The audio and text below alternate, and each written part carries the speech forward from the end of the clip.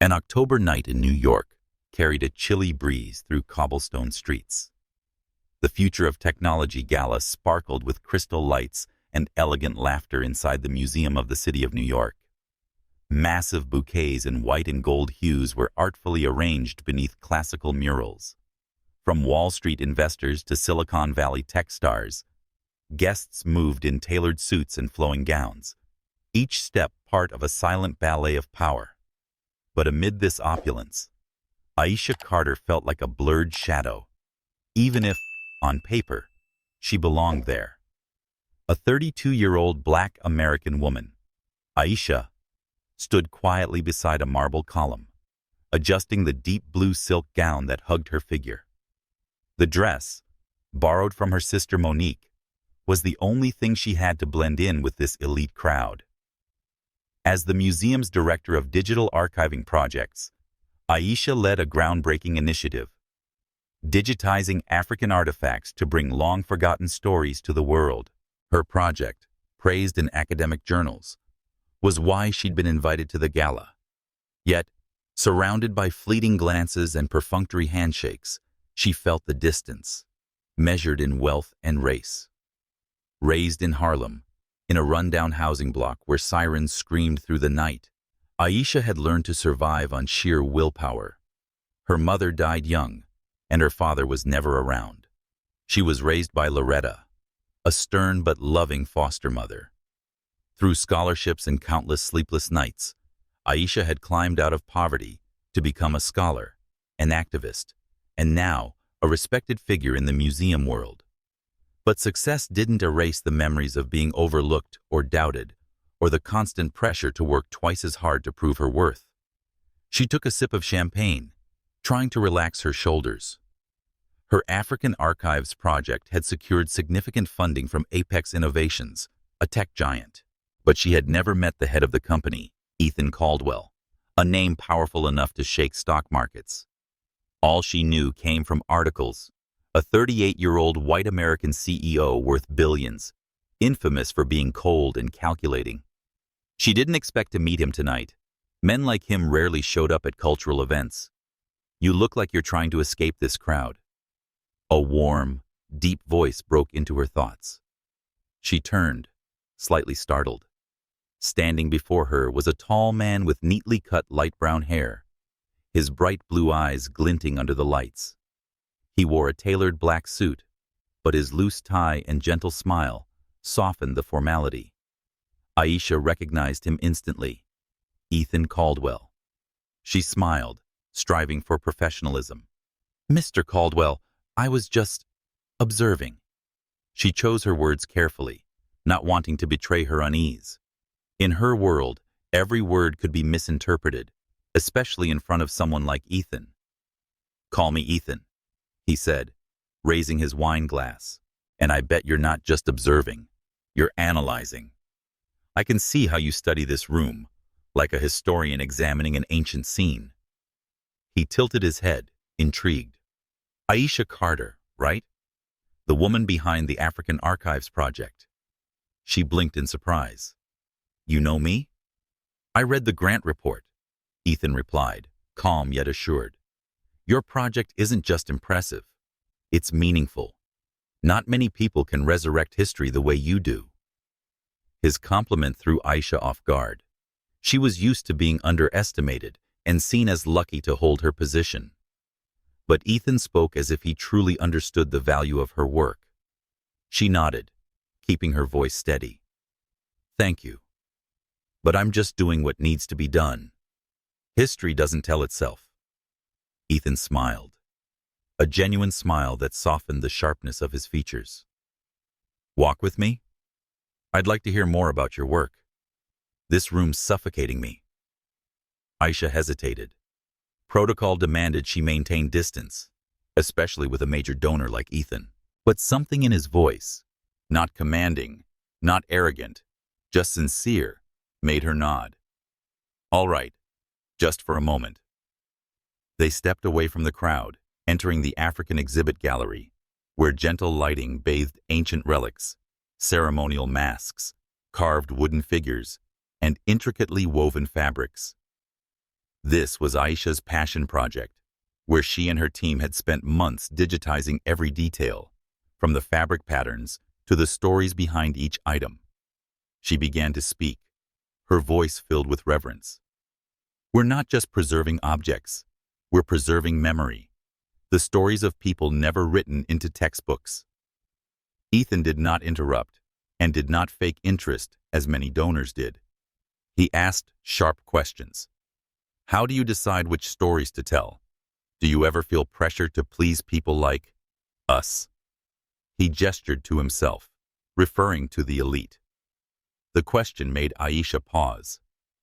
She looked him in the eye and decided to be honest. Yes, but I don't do this to please anyone. I do it for those who were forgotten. For the kids in Harlem, like I was, who need to know their ancestors weren't just enslaved people. They were artists, warriors, storytellers. Ethan nodded slowly, his gaze filled with respect. You're not afraid to speak the truth, are you? Not if it's a truth worth telling, she replied, a faint smile touching her lips. They continued walking, the display lights casting patches of light and shadow across their faces. Their conversation drifted from work to personal. Ethan spoke of his childhood in a small Ohio town, where his mother, a schoolteacher, raised him alone. She taught me how to work hard, he said.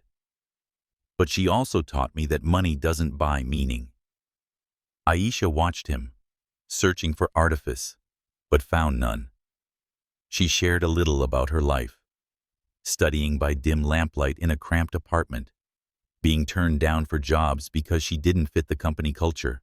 She didn't know why she was revealing so much, but something about Ethan made her feel safe, a dangerous yet magnetic feeling. When they returned to the main hall, jazz music floated through the air, and the crowd remained immersed in power-laced conversations. Ethan leaned in, his voice lower. Would you like to go somewhere quieter? There's a place in Harlem I think you'd like. Aisha knew she should say no, but Ethan's eyes, the sincerity in his voice, and her yearning to escape this room made her nod. Lead the way, she said, her heart beating faster than it should. She had no idea that this decision would change her life forever. Aisha Carter stepped out of the Museum of the City of New York, her breath mingling with the crisp autumn air of the New York night. Beside her, Ethan Caldwell, his coat draped over one arm, gestured toward a waiting black car. But Aisha shook her head, smiling. No need for a fancy ride, she said. If you want somewhere quiet, I know a place in Harlem, It's within walking distance. Ethan looked surprised, but his smile widened. Lead the way.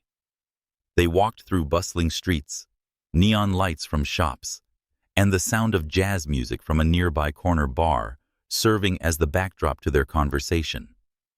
Aisha led Ethan to Mama's Kitchen, a small restaurant behind a row of red brick buildings.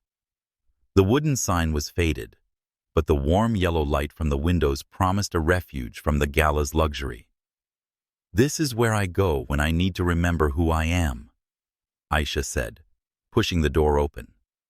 The smell of cornbread and fried chicken drifted out, stirring memories of evenings spent with her foster mother Loretta, listening to her stories. The owner, Ruby, a middle-aged woman with a radiant smile, immediately recognized Aisha. Girl, I haven't seen you in forever. Ruby hugged Aisha, then looked at Ethan with curious but non-judgmental eyes. And who's this? A colleague? Aisha laughed and shook her head. Just a new friend. Can we have that table in the corner? Ruby winked and led them to a small table near the window, where the soft glow of streetlight filtered through lace curtains. Ethan looked around, clearly unfamiliar with such a humble space. But when the plates of cornbread and iced peach tea arrived, he relaxed, removing his suit jacket and rolling up his shirt sleeves. He said this place is something, taking a sip of tea. It's not like any restaurant I've ever been to. Aisha tilted her head, teasing. Do you mean no 5-page menus and $1,000 wines? Ethan laughed, a deep, sincere sound that caught Aisha off guard. Exactly, but I prefer it this way. Their conversation flowed like the Hudson River. Aisha spoke about her days working at the Harlem Public Library, where she first discovered her passion for history. Ethan shared how he nearly went bankrupt during his startup days, saved only by one investor who believed in his idea. They talked about dreams. Aisha wanted to open a cultural center for Harlem's children. Ethan wanted to create technology that helped people connect on a deeper level. But they also talked about fears. Aisha admitted, "I'm afraid of failing, my eyes downcast, not for me, but for the people who count on me." Ethan nodded, his voice quiet. "I'm so scared of being alone. Money can buy many things, but not someone who truly understands you." The air between them grew heavier, not with tension, but with truth. When Ruby brought out a plate of warm cookies, Ethan reached out to take one, his fingers brushing against Aisha's. They both paused, feeling the slight current of electricity pass through. Aisha pulled her hand back, her heart pounding. She knew she was at a dangerous crossroads. Ethan wasn't just a man she'd met at a gala. He was a different world, with rules and pressures she'd never known. But his eyes, the way he listened, made her want to forget logic for just one night. "Do you want to see the place where I truly feel free?" Aisha asked, her voice trembling slightly. Ethan nodded without hesitation. They left Mama's kitchen, walking through Harlem's familiar alleys, where colorful murals told stories of the community. Aisha led him to a small park, where an outdoor stage usually hosted poetry slams and jazz performances. Tonight, the park was empty, filled only with the sound of rustling leaves and moonlight streaming through the trees. "This is where I come when I need to think," she said, sitting on a wooden bench. "It reminds me that I'm more than just my work."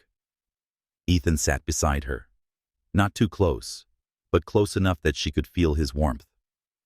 "I don't have a place like this," he admitted. "I'm always moving, from one meeting to the next airport.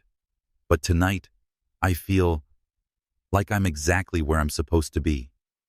He turned to her, his eyes sincere. "Thank you, Aisha." She smiled, but her heart thudded. "Don't thank me just yet. You don't know me well enough to do that." Ethan leaned in slightly, his voice softer. "Then, give me the chance to learn more." That moment felt like the world stopped. Aisha knew she should get up, return to her apartment, and keep a safe distance. But she didn't. Instead, she let him take her hand. And when he leaned down and his lips brushed hers, gentle but intense, she let herself melt into that moment.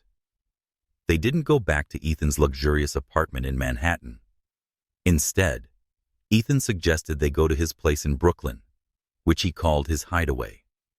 It was a small brick house lined with overflowing bookshelves, family photos on the walls, and an old record player spinning Miles Davis jazz. "This is where I come to remember I'm not just a CEO," he said, opening a bottle of red wine.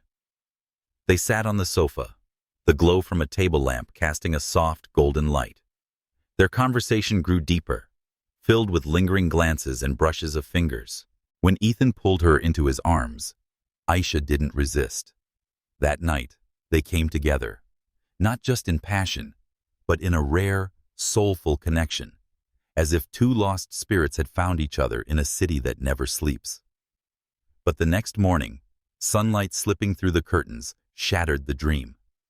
Ethan was already dressed in a suit, with 2 cups of coffee on the table. "I have to fly to Switzerland," he said, regret in his voice. "An emergency meeting. I'll be back in a few weeks." Aisha nodded, hiding the emptiness blooming inside her. "It's fine," she said softly. "No need to make a big deal out of this. It was just one night." Ethan looked at her, his gaze lingering longer than expected. "It wasn't just one night, Aisha. It meant something." He stepped closer and kissed her gently on the forehead. I'll call you. I promise. And then he left, leaving her in the quiet apartment with the scent of coffee still hanging in the air. Aisha returned to her apartment in Harlem, her heart heavy. She lay on her bed, staring at the ceiling, trying to untangle her emotions. Part of her wanted to believe Ethan's promise, but the other part, the one that had learned life was never easy, warned her not to hope. She texted her sister Monique, her rock. "Sis, I just did something stupid, met someone, and now I don't know how I feel." Monique replied immediately, "Stupid or not, you're Aisha Carter. You'll get through this. But tell me, what's he like?" Aisha smiled, but the smile faded quickly. She knew Ethan didn't belong to her world. He was the spotlight, and she was behind the scenes. She told herself it had only been a moment, a beautiful memory to be tucked away. But deep down, she could feel something bigger waiting, something she wasn't yet ready to face. The weeks after that night in Brooklyn passed like a fading dream. Aisha Carter returned to her usual rhythm.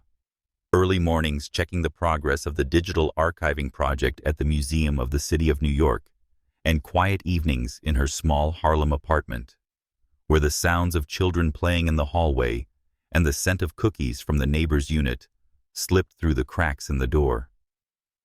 But something felt different, an unshakable sensation she couldn't quite define.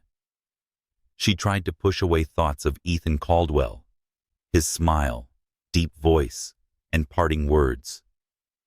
"I'll call," before he vanished into a flight to Switzerland.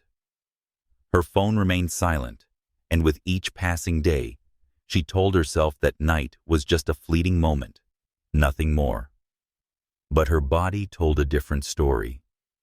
One morning, as she was making coffee, a sudden wave of nausea sent her rushing to the bathroom. She assumed it was stress. The Africa project was entering its final phase, and the pressure from the museum's board was mounting.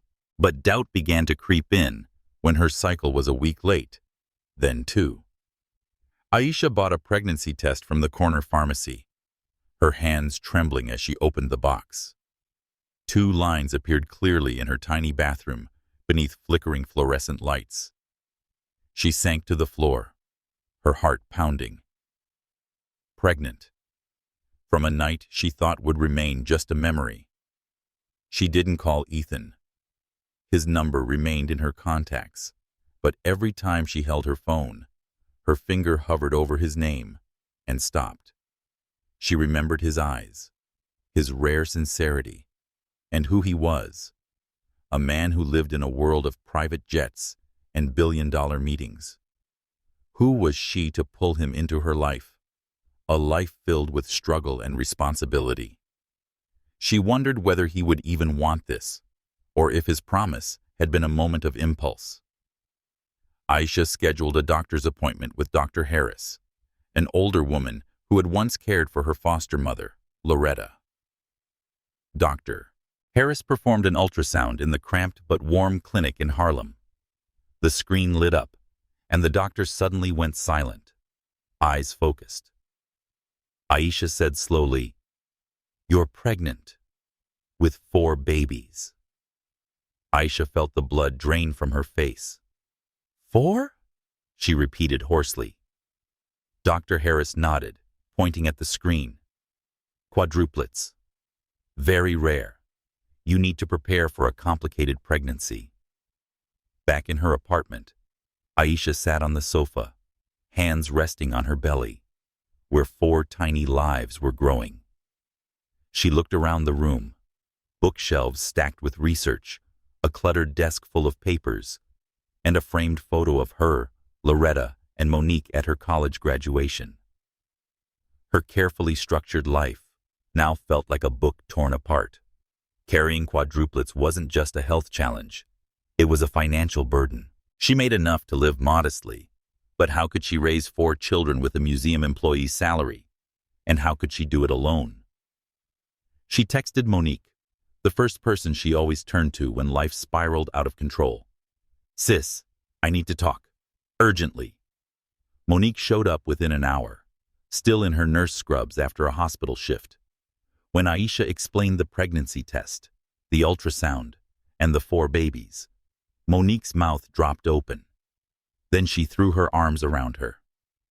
"Oh my God, Aisha, 4 babies.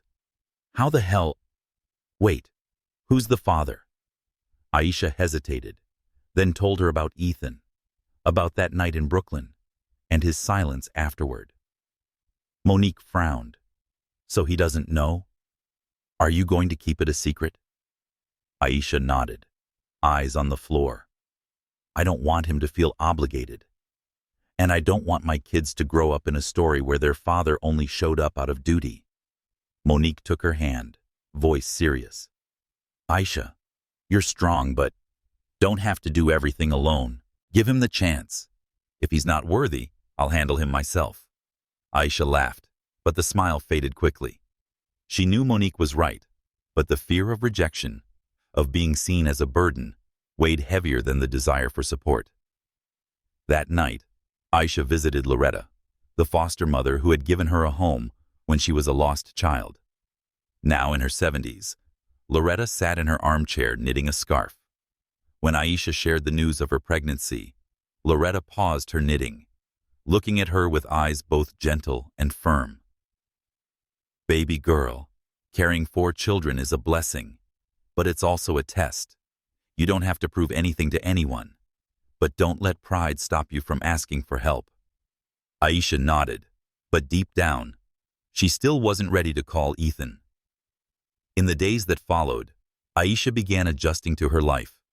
She researched multiple pregnancies, scheduled routine checkups, and began budgeting: diapers, medical care, and future expenses. She worked remotely more often to ease the physical strain, but the pressure from the museum didn't let up. A co-worker, Clara, casually asked, "Aisha, are you all right? You look tired lately." Aisha smiled, hiding the truth. "Just busy, that's all." She didn't want anyone to know, not out of shame, but because she needed time to embrace this new role: mother. Aisha sat by the window each night, watching the lively Harlem street below. She placed her hand on her belly, imagining the 4 little lives, the laughter, the tiny footsteps, the dreams she wanted to nurture for them. But she also thought of Ethan. Once, she opened her phone, looked at his name in her contacts, and hovered over the call button. She imagined what he would say: surprise, fear, or silence. She didn't know, and the uncertainty made her shut the phone again. But one morning, while sorting through documents for the project, a message arrived from an unknown number. "Aisha, it's Ethan. I just got back to New York. Can I see you?" Her heart pounded, not with joy, but with fear. He had no idea about the secret she was carrying, and she wasn't ready to tell him. Autumn in Harlem cast a golden glow over the streets, leaves drifting down under soft sunlight. Aisha Carter stepped out of Dr. Harris's clinic, holding a folder filled with information about high-order pregnancies.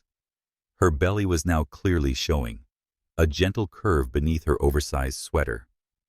6 months pregnant, she could feel the first movements of the 4 babies inside her, gentle kicks that reminded her her life had been forever changed. She had just received good news. The babies were developing normally.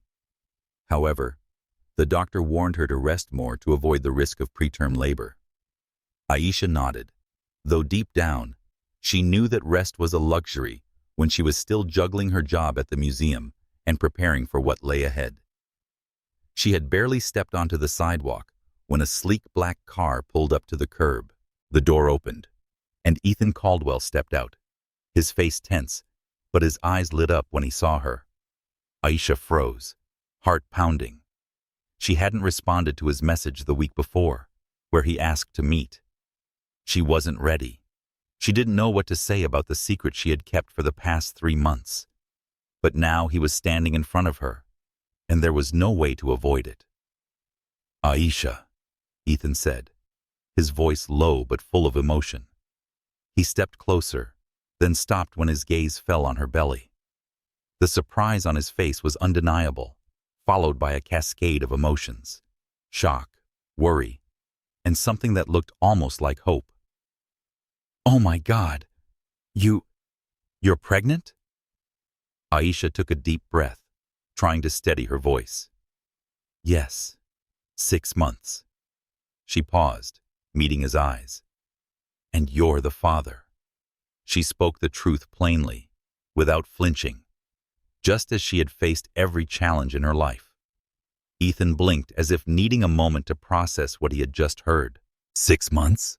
Aisha, why didn't you tell me? His voice wasn't angry, but laced with hurt and confusion. He ran a hand through his hair, a rare gesture that showed he was losing composure. "I only found out from the hospital. They called me because I'm listed as your emergency contact. Did you fall or something? Are you okay?" Aisha nodded, feeling a twinge of guilt. She had forgotten Ethan was still on her emergency contact list from when she was admitted for dizziness a few days ago. "I'm fine, just exhausted. The doctor said I needed to slow down." She paused, choosing her words carefully. "Ethan, I didn't tell you because I didn't know how you'd react.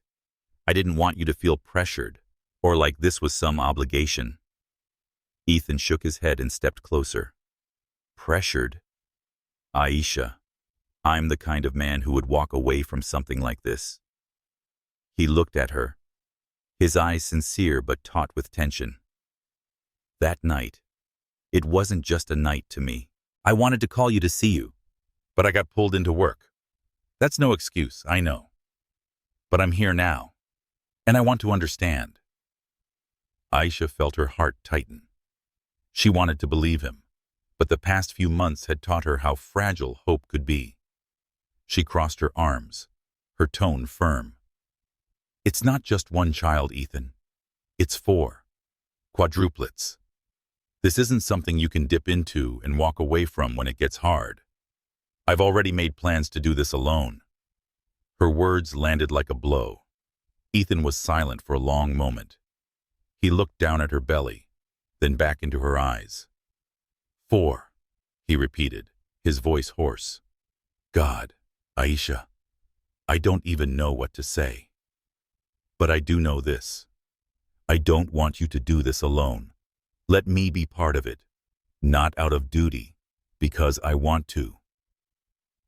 They stood on the Harlem sidewalk as passers-by hurried past, and a car horn blared in the distance.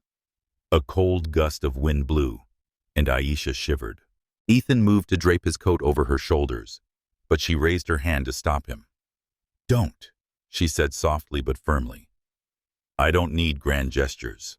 I need to know you truly understand what this means." Ethan nodded and pulled his hand back. "All right. Then let's talk. Not here. Somewhere quieter. You choose." Aisha hesitated, then finally nodded. "There's a park nearby. I walk there sometimes." They walked to the park, where wooden benches sat beneath blazing red maple trees. Aisha sat down, her hands instinctively resting on her belly. Ethan sat beside her, keeping a respectful distance, as if afraid to upset her. "Tell me everything," he said from the beginning. Aisha took a deep breath and began. She told him about the morning she discovered she was pregnant, about the ultrasound when the doctor pointed out 4 tiny heartbeats, about the nights she lay awake calculating costs and building plans. She spoke of her fears, not just about her health, but about whether she could give her children a better life than the one she'd known. She didn't cry, but her voice trembled when she spoke of keeping everything secret. "I didn't want you to think I was trying to trap you, or using the babies to keep you. I wanted them to be mine first, so that I could protect them." Ethan listened silently, never interrupting. His eyes never left her. When she finally stopped, he bowed his head, hands clasped tightly. "Aisha, I don't believe you're that kind of person. I wish I'd been here sooner." He looked up, his voice steadier. I won't pretend I'll be perfect. I don't even know what being a father means.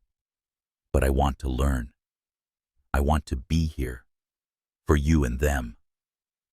His words touched something deep within Aisha, but she remained cautious. Ethan, this isn't a decision you can make in a moment. You need time to understand what this is. And I need to know you won't disappear when things get hard. He nodded, unwavering. I understand, but let me prove myself. Start small. Let me come to the prenatal checkups. Help you get things ready for the babies. Whatever you need. Aisha looked at him, searching for signs of deceit, but saw only sincerity. She didn't make any promises, but she nodded. All right. We'll start slow. But if you let me down, Ethan, there won't be a second chance. He smiled, a gentle but determined smile. I won't let you down. As they left the park, Aisha felt a hint of relief, but also a lingering unease. She didn't know if she could fully trust Ethan or open her heart enough to share this burden. But when she returned to her apartment that night, Monique was waiting, ready to listen. Aisha said he wanted to be involved, her voice tinged with doubt and hope. Monique pulled her into a hug and whispered, Good, but if he messes up, I still have that baseball bat in the closet. Aisha laughed, and in that moment, she knew she wasn't alone. Early winter sunlight filtered through the bare trees in Harlem, casting a pale golden glow over the park. Aisha Carter sat on a wooden bench, hands wrapped around a cup of decaf coffee, her rounded belly outlined beneath a wool coat. Beside her sat Ethan Caldwell, holding a medical folder filled with detailed notes he had taken during that morning's prenatal appointment. Dr. Harris had warned that a quadruplet pregnancy required close monitoring, with high risks of hypertension and preterm labor. Ethan had listened intently, asking precise questions about nutrition and rest schedules, leaving Aisha both surprised and unsettled. She wasn't used to someone caring about every detail of her life. You don't have to write everything down, Aisha said, half joking. The doctor already emailed me a summary. Ethan smiled and folded the folder closed. I know, but I want to make sure I don't miss anything. 4 babies, Aisha. I still can't believe it. He looked at her, his eyes a mix of amazement and resolve. I want to do this right. His words made Aisha fall silent. She wanted to believe in his sincerity, but part of her kept a guarded distance. Over the past months, she had learned to face everything independently, from brutal morning sickness to sleepless nights, worrying about finances. Ethan had returned like a gust of wind, bringing hope and risk. What if he changed his mind? What if he couldn't handle the pressure of being a father to 4 children? She didn't want her or her children's hearts to be broken. They began spending time together, taking small steps. Ethan accompanied Aisha to her prenatal checkups, patiently waiting in the cramped rooms with stacks of old magazines. He brought over healthy meals, chicken soup from Mama's Kitchen, salad bowls from a shop in Brooklyn, because the doctor recommended a steady weight gain. Once, he showed up with a pregnancy pillow, awkwardly explaining that I read online that this helps you sleep better. Aisha laughed, but couldn't deny that these gestures were softening the walls she'd built around herself. But not everything was smooth. Aisha still felt the pressure from work at the museum. Despite her medical condition, the African Digital Archives project was nearing completion, but the board kept insisting she attend in-person meetings. One afternoon, a colleague, Clara, casually remarked in the break room, "You're lucky, Aisha, having someone like Ethan Caldwell looking after you. It must be nice not to worry." The comment, though harmless on the surface, made Aisha clench her fists. She didn't want to be defined by Ethan, or seen as someone leaning on him to get through. "I still care for myself," she replied, her voice colder than intended. Ethan faced his pressures. The board of Apex Innovations was unhappy that he was spending too much time in New York rather than flying to London or Tokyo to close contracts. One board member, Mr. Henderson, called him directly. "Caldwell, you're the face of this company. Don't let personal matters dull our image." Ethan kept his voice calm, but after hanging up, he slammed his fist gently on the desk, his stress evident. He didn't tell Aisha about the call, not wanting to worry her, but she noticed the change in him, his faraway looks, the phone calls taken on the balcony. They visited Loretta, Aisha's foster mother, one evening for dinner. Loretta had made Aisha's favorite, beef stew, and the smell filled the small apartment. Monique, Aisha's sister, was there too, watching Ethan with wary eyes. During the meal, Loretta told stories about Aisha's childhood, how she sneaked books under the covers and read by flashlight after bedtime. Ethan laughed, looking at Aisha with warmth. "She's still like that, always working when everyone thinks she's resting." Monique cleared her throat and pointed her chopsticks at Ethan. "And what about you? You're a busy CEO. How do you plan to manage when 4 babies arrive? They won't wait for your meeting schedule." Aisha shot her a look, but Ethan replied without hesitation, his voice steady. "I'm learning to prioritize. Work is important, but family. Aisha and the babies, they mean everything to me." Monique raised an eyebrow but said nothing more. Loretta nodded with quiet approval. After dinner, Aisha and Ethan took a walk to the nearby park. She stopped at a bench, feeling a slight pain in her back, a sign that the pregnancy was weighing heavier by the day. Ethan sat down quickly, supporting her. "Are you okay? Should I call the doctor?" Aisha shook her head and gave a faint smile. "It's normal. 4 babies aren't exactly light." Ethan gently touched her belly, as if afraid to hurt her. When one of the babies kicked, his eyes lit up. They're moving." Aisha nodded, feeling an unexpected closeness. They're always busy at night. Under the dim glow of a street lamp, Aisha felt a crack forming in the wall around her heart, but she still spoke seriously. "Ethan, I need you to be honest. Please tell me now if you can't do this, if work or anything else will pull you away. I can't live with false hope." Ethan looked at her, his gaze unwavering. "I'm not going anywhere, but I need you to trust me, even just a little. We can do this, together." They returned to Aisha's apartment, where Monique waited to ensure everything was okay. As Ethan left, Monique took Aisha's hand.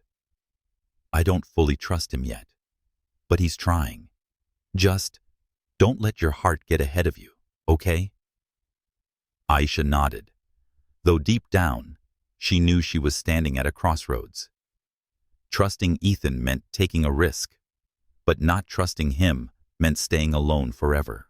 She placed her hand on her belly, feeling the soft kicks, and whispered, "We're going to be okay, babies. I promise." Winter in New York had laid a soft blanket of snow across the streets of Harlem, turning everything into a quiet painting. Aisha Carter lay in a hospital bed, her eyes tired but glowing as she looked toward 4 tiny bassinets in the neonatal intensive care unit. 4 babies, Miles, Zuri, Caleb, and Amara, had arrived earlier than expected, delivered by emergency C-section on a freezing night just 3 days ago. Each baby weighed less than 2 kilograms, so small that Aisha's heart clenched every time she looked at them through the incubator glass. But they were strong, the doctors said, and that was all she needed to hear. The delivery had come unexpectedly, on an evening when Aisha and Ethan were playfully debating baby names at her apartment. Aisha favored names with historical meaning, while Ethan leaned toward more modern choices. "Miles, like Miles Davis," she suggested, rubbing her belly. Ethan chuckled, I like Noah. Sounds strong. But the conversation was cut short when Aisha suddenly doubled over, a sharp pain slicing through her, making her gasp. Ethan reacted instantly, carrying her to the car and driving straight to the hospital, his hands gripping the wheel, voice steady, but eyes filled with fear. In the operating room, everything unfolded like a whirlwind. Aisha held Ethan's hand, her vision blurred from the anesthesia, but her senses were clear enough to hear the first cries of the babies. 1, 2, 3, then 4. Soft, yet full of life, each cry bringing tears to her eyes. Ethan, dressed in hospital scrubs, stood beside her, eyes red-rimmed as the nurses placed the babies in incubators. "You did it," he whispered, kissing her forehead. "They're here, Aisha. They're here." The days that followed were an unrelenting test of endurance. The babies remained in the NICU due to their premature birth, and Aisha, though exhausted, visited them daily.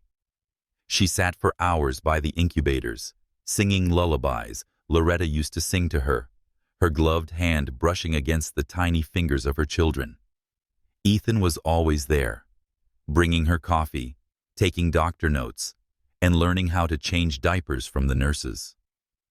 He was so clumsy once that he spilled breast milk on his shirt, making Aisha laugh, for the first time since delivery. "You're a CEO, and you can't hold a bottle?" she teased. Ethan shrugged, smiling. "I'm better at negotiating contracts." But parenting 4 newborns wasn't all cute moments. Medical costs quickly piled up. Hospital bills, NICU equipment, medications, reaching tens of thousands of dollars. Aisha, though financially prepared, felt the weight pressing down. She refused Ethan's offer to cover the costs, firmly stating, "I don't want you thinking I need you for your money."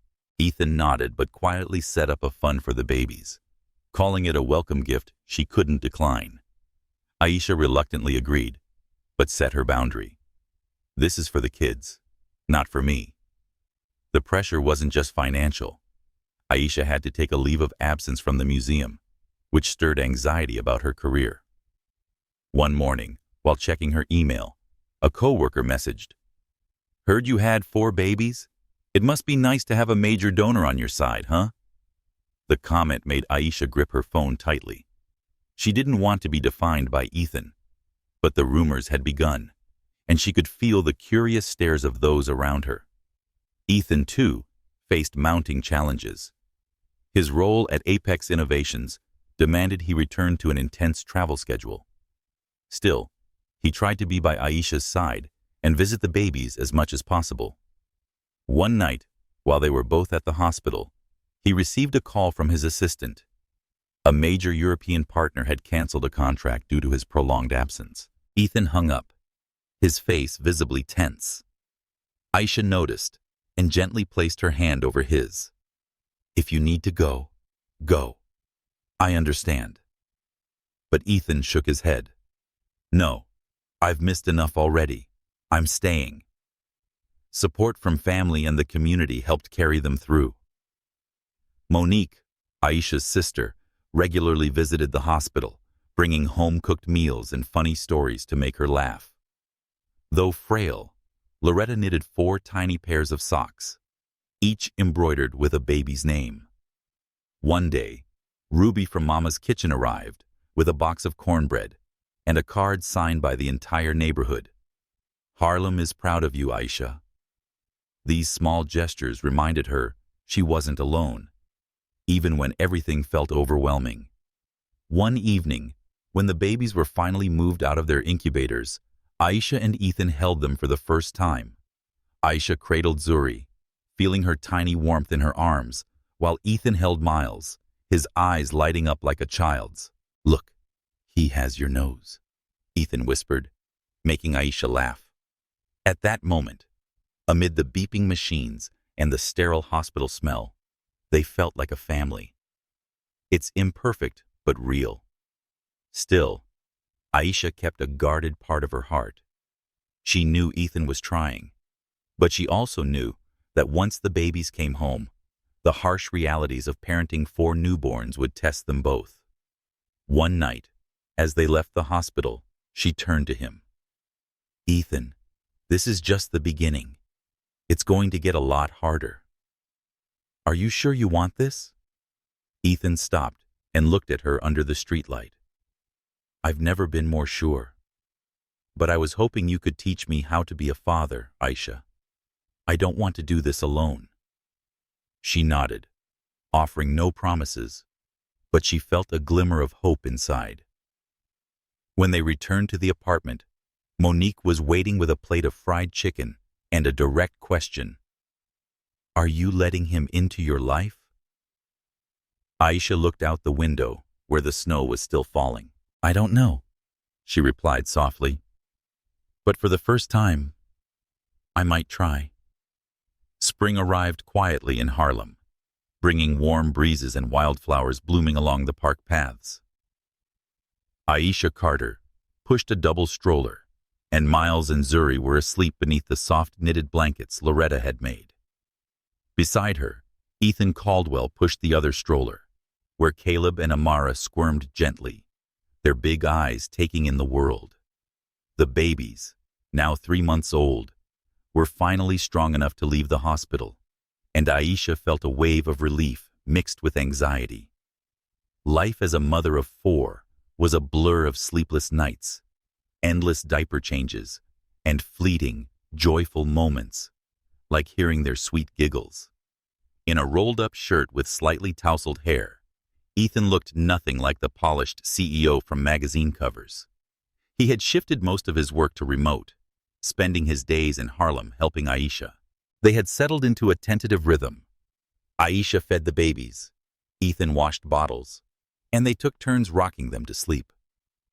But even in moments of calm, Aisha sensed a storm coming, and it arrived sooner than expected. One morning, as Aisha checked emails in the apartment, her phone buzzed nonstop. A friend from the museum sent her a link to an online article.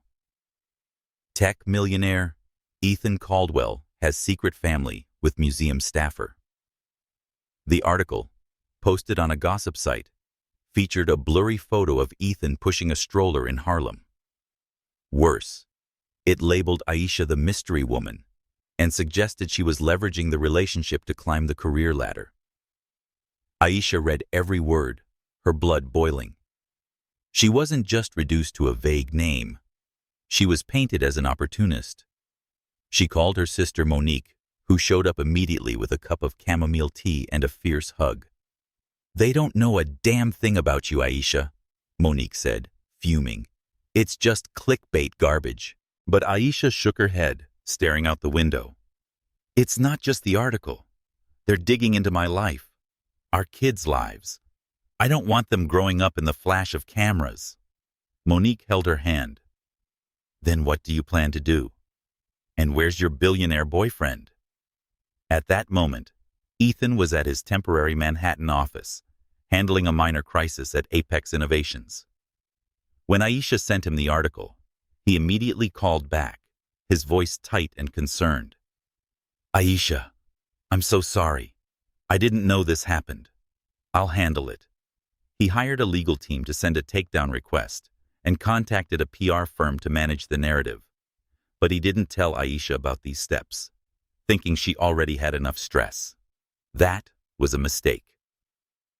That evening, when Ethan arrived at her apartment, Aisha greeted him with a cold stare.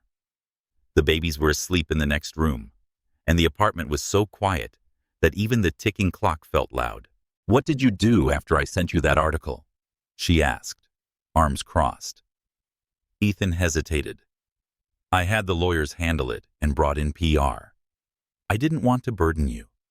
Aisha's jaw clenched. Her voice was low but sharp.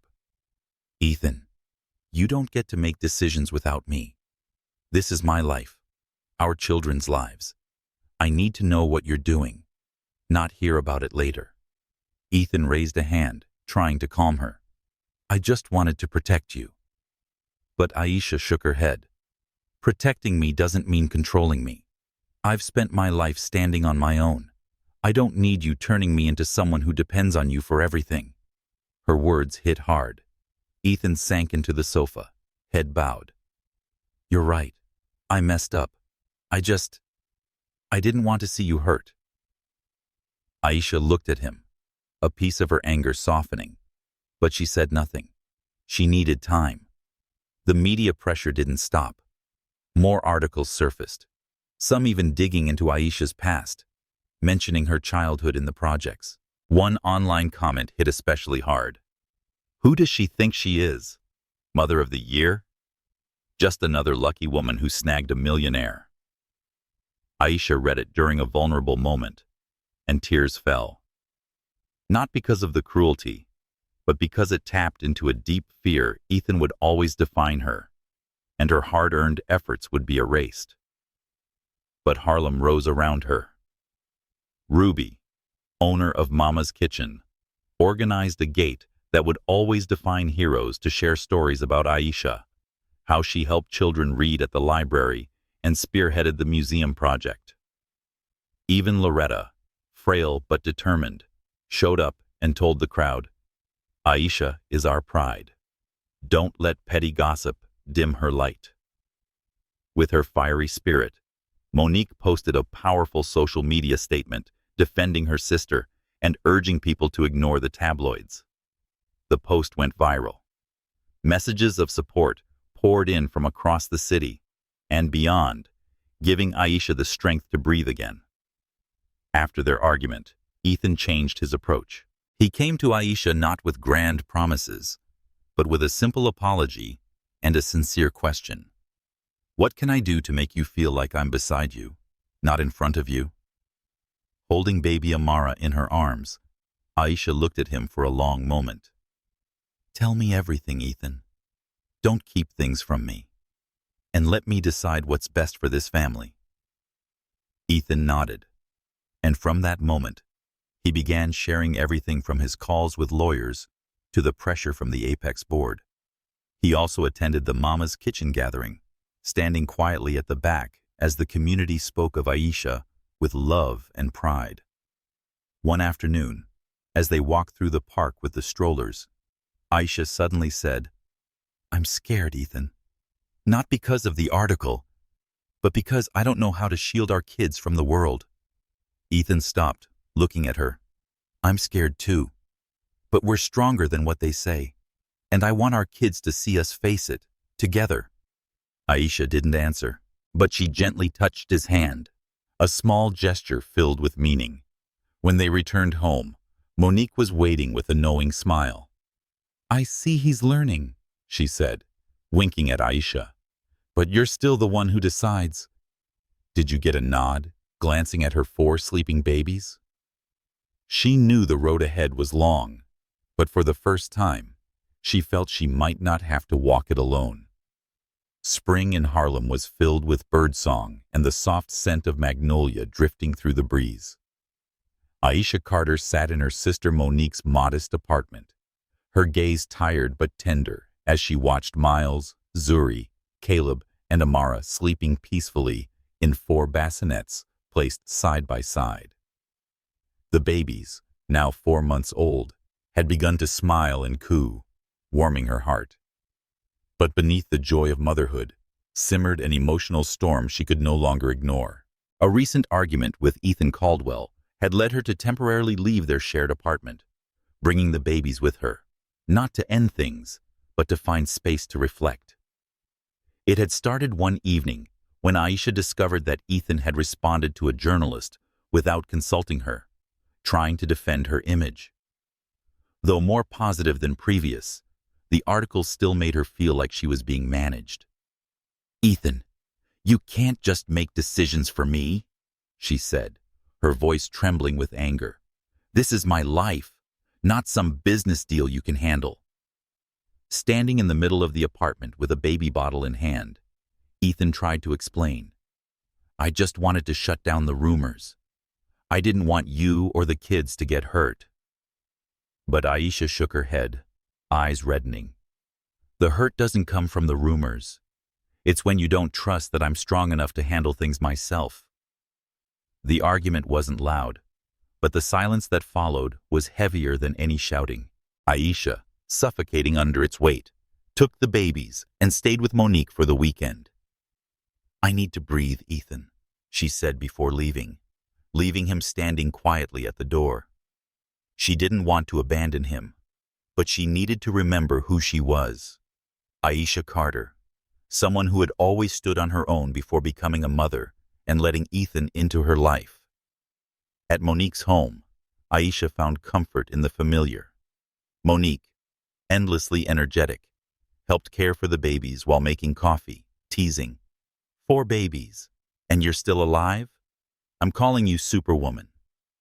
But when Aisha spoke about Ethan, Monique's tone turned serious. "You love him, don't you? But you're afraid of losing yourself. I get it. But you can't hide forever, Aisha. The babies need both of you."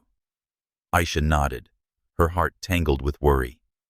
She feared that letting Ethan too close might erase the independence she'd fought to build her entire life. Meanwhile, Ethan remained in the empty apartment, facing a loneliness he'd never known so acutely. He walked past the babies' room and touched their empty cribs, breathing in the faint scent of baby formula lingering in the air. He missed the nights he and Aisha spent rocking Caleb to sleep, or how she laughed when Zuri tugged on his hair. But he also saw his mistake. He had tried to fix everything his way, like a CEO managing a crisis, forgetting that Aisha didn't need rescuing. She needed a partner. Ethan called Loretta, Aisha's foster mother, for guidance. She, sipping tea from her armchair, told him plainly, "Son, Aisha is strong, but her strength isn't that she never needs anyone. She needs you beside her, not ahead of her. Give her time, but also show her you're willing to change." Ethan nodded over the phone, feeling a glimmer of clarity. He began to write a letter, not an apology, but a reflection. He wrote about his fears, his desire to be a good father, and his lesson that love wasn't control. At Monique's place, Aisha joined a support group for Harlem mothers, introduced by Ruby from Mama's Kitchen. In a cozy room filled with circle chairs, she listened as other women shared the pressure of motherhood, how to balance selfhood with family. One mother named Tanya said, "Sometimes being strong means letting others help, not because you're weak, but because you deserve it." The words pierced Aisha's heart. She began to think of Ethan, not as a threat to her independence, but as someone she might build a future with. One afternoon, Aisha took the babies for a walk through the park, the same park where she had once taken Ethan on the night they first truly connected. She sat on a bench, watching the babies sleep in their strollers, and a quiet clarity began to settle in. She wanted her children to grow up in a family, not just with her love, but Ethan's presence too, if he genuinely meant to commit. She texted Monique, "Sis, I'm ready to talk to him." Monique replied instantly, "Good, but I'm coming with you if we need the baseball bat." That night, Ethan showed up at Monique's apartment. No flowers, no gifts, just a letter in hand and a sincere look in his eyes. He handed the letter to Aisha and said, "I don't expect you to read it now. I want you to know. I'm learning how to listen, how to be with you, not in front of you." Aisha took the letter, her heart racing. She didn't open it yet, but she invited him in, letting him hold Amara, who was awake and smiling at him. Monique stood nearby, watching, but for the first time, she smiled at Ethan. After he left, Aisha opened the letter.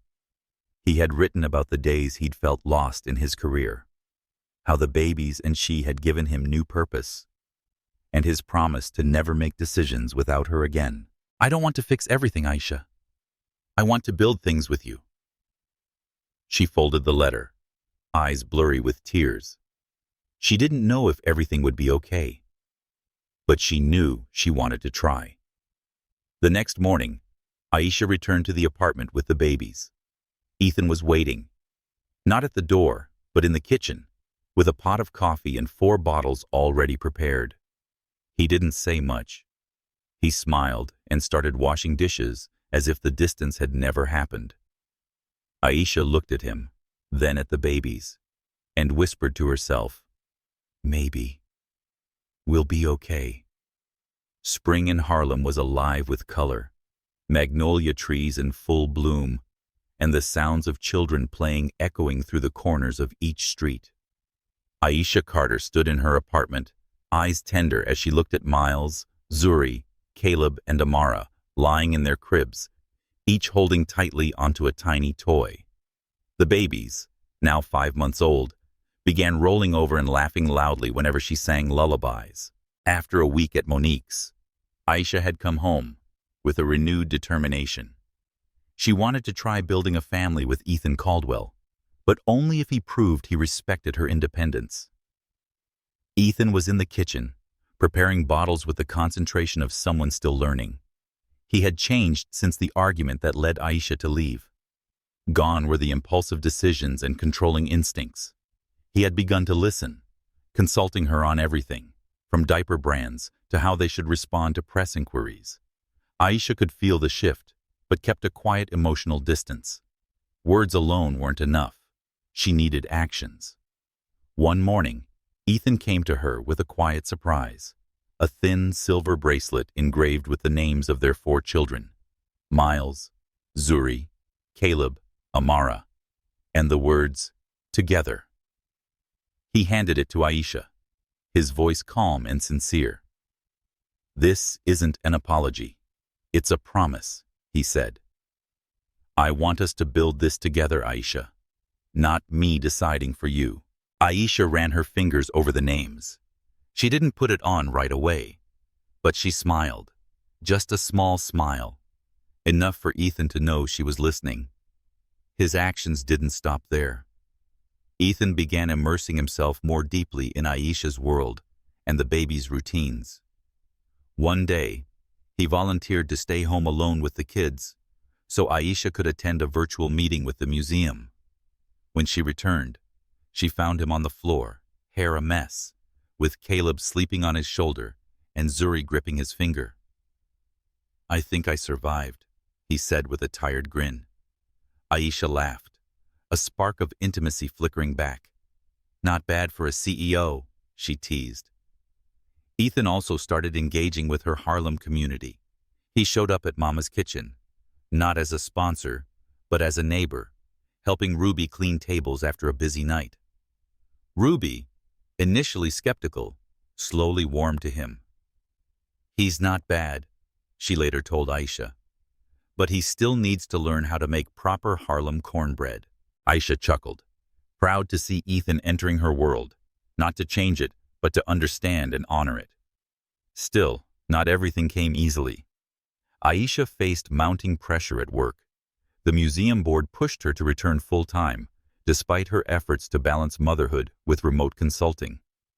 One afternoon, her colleague Clara sent a passive-aggressive email. "So, Aisha, are you planning to be a full-time mom forever? Or does someone else have things covered for you?" Aisha read it, her blood boiling. She replied professionally, asserting that she would return when she was ready. But privately, she questioned whether she was slowly losing the career she had built with her own hands. Ethan sensed her tension. With the babies asleep that evening, he sat beside her on the sofa as she scrolled through project documents. "Are you okay?" he asked gently. Aisha sighed and, for the first time, let the truth slip. "I love our kids, Ethan, but I'm scared. I'm afraid I'm becoming what people assume I am. Just a mom, no longer Aisha Carter of the museum." Ethan listened without interruption. Then he said, "You are all of that, Aisha. A mother, a scholar, a game changer. I'll do anything to help you keep shining." His words touched her, but she still needed more than promises. She asked Ethan to attend a support group meeting for Harlem mothers, the one she often attended. He agreed, albeit slightly nervous about being the only man in the room. During the session, he listened to stories of single motherhood, financial struggles, and quiet strength. When it was his turn, he stood and said, "I'm still learning how to be a father, but more importantly, I'm learning to stand beside the strongest woman I know." Aisha, seated beside him, felt her eyes sting with tears. For the first time, she saw that he wasn't just trying for the children, but for her. Even Loretta, Aisha's foster mother, played a role in their healing.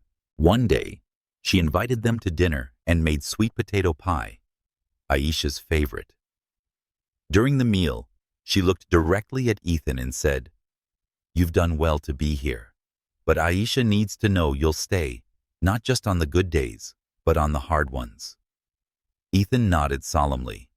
"I will, ma'am. I promise." After dinner, Loretta pulled Aisha aside and whispered, "Baby, you don't have to choose between your strength and heart. That man is trying, and you deserve to be loved." That night, Aisha and Ethan took the babies to the park. Under the soft glow of street lamps, she wore the bracelet he had given her, its gentle weight now resting on her wrist. "Thank you," she said softly, not giving up. Ethan reached for her hand, not gripping, just enough for her to feel his presence. "Thank you for giving me a chance." Monique was waiting as usual when they returned, arms crossed and eyes sharp. "So, have you decided yet? Is he staying or going?" Aisha looked at Ethan, holding Miles with a weary smile, and then at her sister. "Monique," she said quietly, "I think he's staying." Monique raised an eyebrow. "Good, but I'm still keeping the baseball bat, just in case." That night, Aisha lay in bed, listening to the soft breathing of her babies. She thought about everything, the whirlwind that had led from one unexpected night to a family of 4, from doubt to fragile hope. She didn't trust Ethan completely yet, but she was learning to let her heart open, step by step.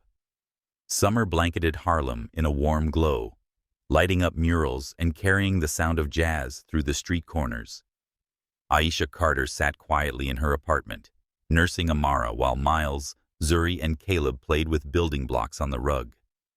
Now 6 months old, the babies had become the center of her world, their laughter and babbles dissolving her fatigue like sunlight melting ice. Ethan Caldwell sat beside her, reading a children's book to Zuri, his deep voice playfully stumbling as he mimicked animal sounds. Aisha smiled, soaking in the rare peace after months of emotional turbulence. But peace, as always, was fleeting. One morning, as Aisha was checking her email, a message from her colleague Clara stunned her. "Aisha, have you seen this?" About Ethan. Attached is a link to an article. Apex Innovations CEO, accused of market manipulation in 2018. Takeover. The piece alleged that Ethan had used insider knowledge to acquire a startup at a reduced value, crushing a rival's dreams in the process. Worse, a blogger had posted a photo of Aisha pushing a stroller, captioned, "The woman beside the disgraced millionaire. How much did she know?" Aisha felt her chest tighten. It wasn't just Ethan under attack anymore. The spotlight had also turned on her and the babies. She called Ethan, who was at his Manhattan office. "Did you see the article?" she asked, voice calm but sharp. Ethan was silent for a moment. "I just found out this morning," he said. "Aisha, I swear the allegations aren't factual. I'll handle it." But Aisha cut him off. "Handle it how, Ethan? You can't just call a lawyer and make this go away. They're targeting our family." Ethan took a deep breath. "I know. I promise I'll talk to you tonight. I won't hide anything." That night, Ethan arrived with a folder, contracts, emails, and reports from the 2018 deal. Sitting across from Aisha, he walked her through every detail. "I played hardball. Yes," he admitted. But nothing illegal happened. That rival, Mark Reynolds, was bitter because he lost. He's trying to destroy my credibility. Aisha listened, fingers tightening around her tea mug. She wanted to believe him, but memories of past headlines still burned.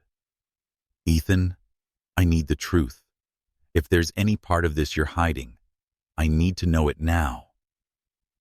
He looked her in the eyes.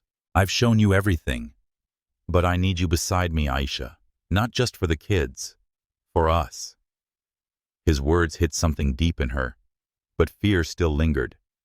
Her children came first, and she didn't want them growing up in the shadow of scandal. The media didn't let up.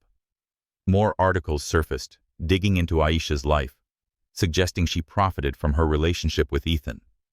One afternoon, outside Mama's kitchen, a reporter cornered her.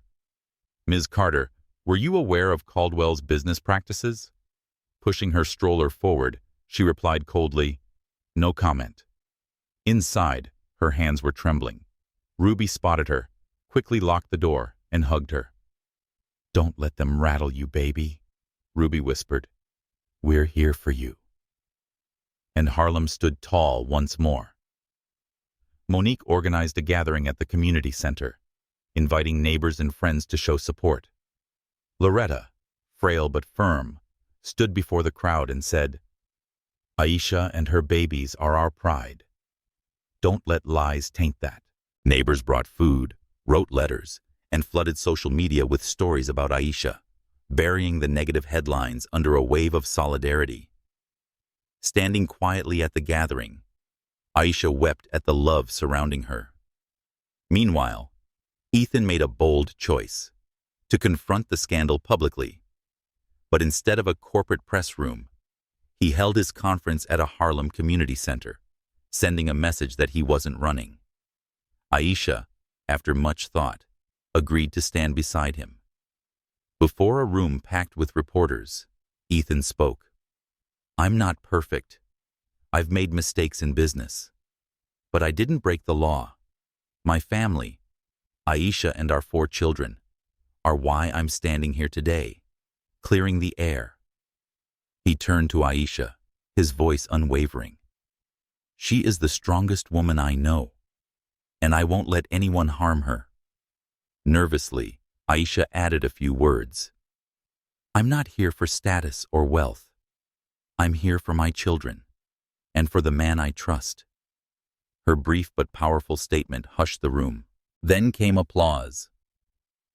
The live-streamed press conference went viral, and a local journalist who had once interviewed Aisha for her museum project published a piece praising her resilience, shifting the public narrative in their favor.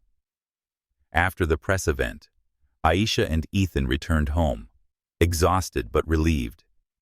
The apartment was quiet. Monique had the babies. Ethan took Aisha's hand. Thank you for standing with me. Aisha looked at him and said gently, I didn't do it for you, Ethan. I did it for us, for our children. He nodded, and for the first time, they embraced without hesitation, sharing a new, hard-earned unity. When Monique brought the babies back, she gave Aisha a knowing wink. Looks like you picked the right guy. But so that you know, I'm still keeping my baseball bat. Aisha laughed, her heart lighter.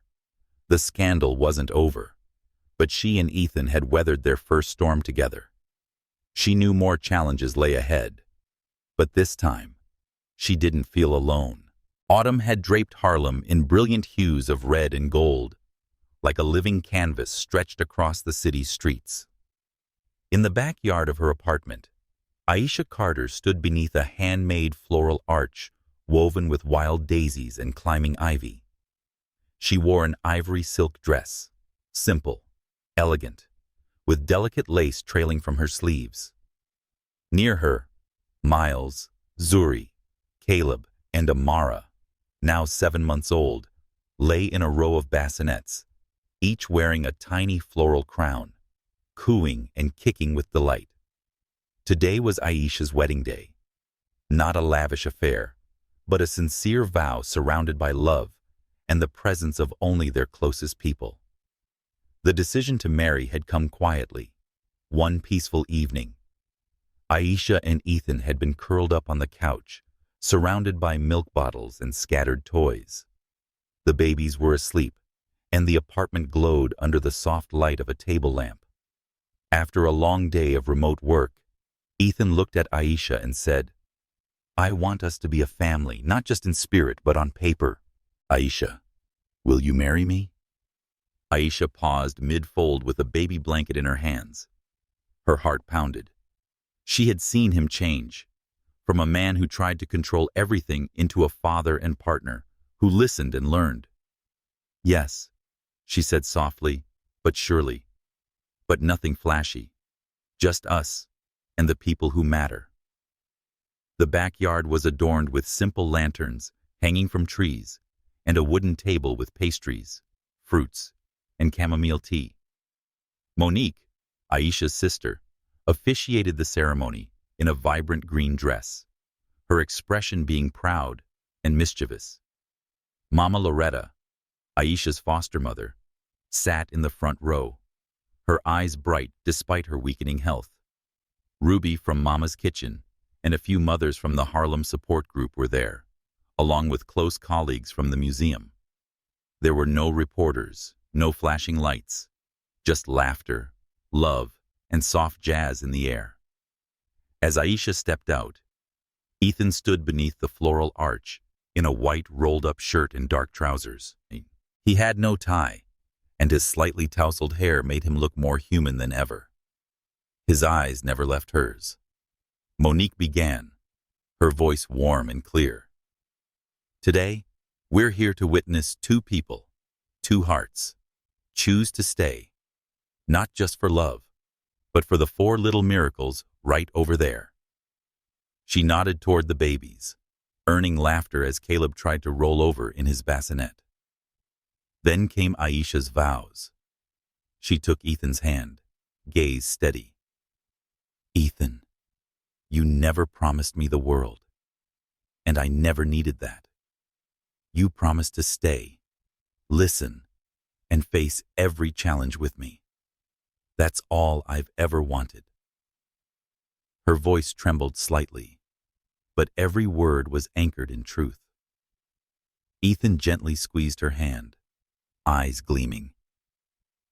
"Aisha, I've spent my life building empires, but nothing compares to this family. You taught me love isn't about control. It's about growing together. I promise to be the man worthy of you and our children."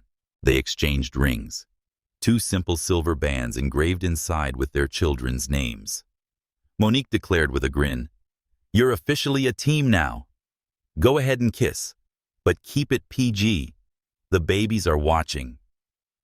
Laughter echoed around them as Ethan leaned in and kissed Aisha gently, a kiss full of tenderness and promise. As if sensing the moment, the babies all gurgled at once, filling the air with joy. The reception was like a miniature block party. Ruby brought cornbread and fried chicken from Mama's kitchen. Mama Loretta shared stories from Aisha's childhood. Monique led an impromptu dance to a jazz tune blasting from a portable speaker. Aisha and Ethan cut a modest vanilla cake made by a neighbor and served slices to everyone. Holding Zuri in her arms, Aisha looked around and felt her heart brim over. This wasn't just her wedding. It was the moment she realized she had found a home. Not just in Ethan, but in the community around them. Yet even in celebration, Aisha hadn't forgotten the trials ahead.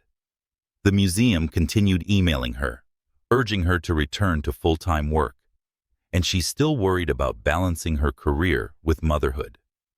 Though now working fewer hours at Apex Innovations, Ethan faced pressure from shareholders wanting him to resume a more dominant role. One quiet moment under the floral arch, Aisha turned to him and said, "Ethan, we've come so far, but I'm still scared that life will pull us apart." Ethan took her hand, eyes steady. "We won't let that happen. We'll find a way, one day at a time." Nearby, Monique interjected with a smirk. "If you ever hurt my sister Caldwell, you know I still have my baseball bat." Ethan laughed, raising his hands in surrender. "Message received, Monique." Later, Mama Loretta pulled Aisha aside and whispered, "Baby girl, you chose well. But remember, marriage isn't the destination. It's the journey. Never stop telling each other the truth." Aisha nodded and hugged her, holding those words like a guiding light. After the celebration ended that night, Aisha and Ethan tucked the babies into bed and stood by the window, looking out at the softly glowing lanterns in the yard. Ethan wrapped his arms around her and whispered, "Thank you for giving me this family." Aisha leaned into him, her voice quiet. "Thank you for staying." They didn't say anything more, just stood there, soaking in the warmth of each other, knowing that no matter what the future held, they would face it together. 10 years passed like a gentle jazz melody, full of crescendos and quiet interludes, always brimming with emotion. Aisha Carter sat in the backyard of her Harlem apartment, where the wildflower arch from her wedding had been replaced by a large cherry blossom tree, blooming soft pink petals every spring. Beside her, Ethan Caldwell, now with a few silver strands in his hair, played with Miles, Zuri, Caleb, and Amara. The children, now 10, filled the space with laughter and lively stories from school. The apartment remained cozy and familiar, now decorated with crayon drawings, a slightly worn couch, and shelves stacked with museum journals and children's books. Aisha looked back on her journey with a quiet smile. From that one unexpected night at the Future Tech Gala, she and Ethan had weathered media storms, career pressures, and internal doubts to build a family grounded in love and in resilience. She was now Director of Digital Archives at the Museum of City History, leading global efforts to preserve forgotten narratives. Ethan had stepped back from Apex Innovations, now working as a tech advisor and dedicating more time to community initiatives, including a Harlem Scholarship Fund inspired by Aisha. Today was the kids' 10th birthday. The garden was vibrant, with balloons, lanterns, and a long food table. Ruby from Mama's Kitchen prepared cornbread, fried chicken, and chocolate chip cookies, each child's favorite. Monique, still the high-energy big sister, led a game of tag, making the children collapse in laughter across the lawn. Mama Loretta, now walking with a cane, sat under the shade of the cherry tree, her eyes glowing with pride. "Aisha, you've done well," she said, holding her hand. "But don't forget to rest. You're strong, but you're still human." Aisha hugged her, taking the words like a gentle reminder. Miles tugged at Aisha's sleeve during the party, with that ever-curious spark in his eyes. "Mom, if you and Dad never met at that gala, what would have happened to us?" The question made Aisha pause. She glanced at Ethan, who was helping Caleb tie his shoe, then pulled Miles close. "Sweetheart, fate brought us together, but love is a choice. You and your siblings are the result of that choice." Miles nodded, not fully understanding, but his eyes lit up as he ran back to play. Together, Ethan and Aisha had created a legacy, not just for their children, but for the community. Aisha had founded a Harlem Cultural Center where children explored history through art and technology, including a special gallery named after Mama Loretta. Ethan funded projects to digitize African artifacts, expanding Aisha's mission globally. They co-authored a book, Love Beyond Probability, about how one fateful night became a family of 6. Proceeds supported single mothers in Harlem. The book became a quiet success, not just for its romance, but for its message of perseverance and community. But their most significant legacy was their children. Miles, sharp-minded, dreamed of becoming a scientist. Zuri, the artist, filled the house with color and joy. Caleb, the jokester, led every game and made everyone laugh. Amara, quiet but deep, wrote poems that left Aisha speechless. Each child carried pieces of Aisha and Ethan and team candles. One day, while the family sat in the garden under lantern light, Amara asked, "Mom, Dad, how did we come into the world?" Aisha and Ethan exchanged a look, then smiled. Ethan replied that it started with a night of surprises, but was built on 10 years of love. They kept a leather-bound journal, started on their wedding day, filled with family memories. Miles's first steps, Zuri's first painting, Caleb's funniest phrases, Amara's first published poem. Now thick with life, the journal rested in a carved wooden box bearing their names, a gift for the children to read and understand their story one day. Aisha had written the last line, "We don't choose how we begin, but decide how to continue. You prove that love can become forever, no matter how it starts." One golden afternoon, Aisha stood outside the cultural center, watching children play in the courtyard. Ethan stepped beside her, wrapping an arm around her waist. 10 years ago, I thought I had everything, he said. But you and the kids showed me I had nothing until you. Aisha leaned into him, voice soft. We did it, Ethan. Not perfectly, but enough. He kissed her hair, and they stood there, listening to the wind blend with children's laughter. Monique arrived with the birthday cake, cutting through the moment with a grin. You two are still as mushy as on your wedding day, but I'll admit, you pulled it off. She hugged Aisha tightly and whispered, I'm proud of you, Superwoman. Tears shimmered in Aisha's eyes. She looked around, at Ethan, their kids, Monique, and the shadow of Mama Loretta resting peacefully nearby, and knew this was her legacy. A family, a community. It is a story of love that never gave up. As the sun dipped low, the family of 6 stepped into the cultural center, where a new exhibition was about to open, one that told the story of Harlem through the eyes of children. Aisha stood on stage and said, Love, like history, isn't just what we discover, it's what we choose to build. Ethan stood below the stage, children beside him, clapping proudly. Once sparked by a single night, their story had become a legacy, not just for their children, but for the world.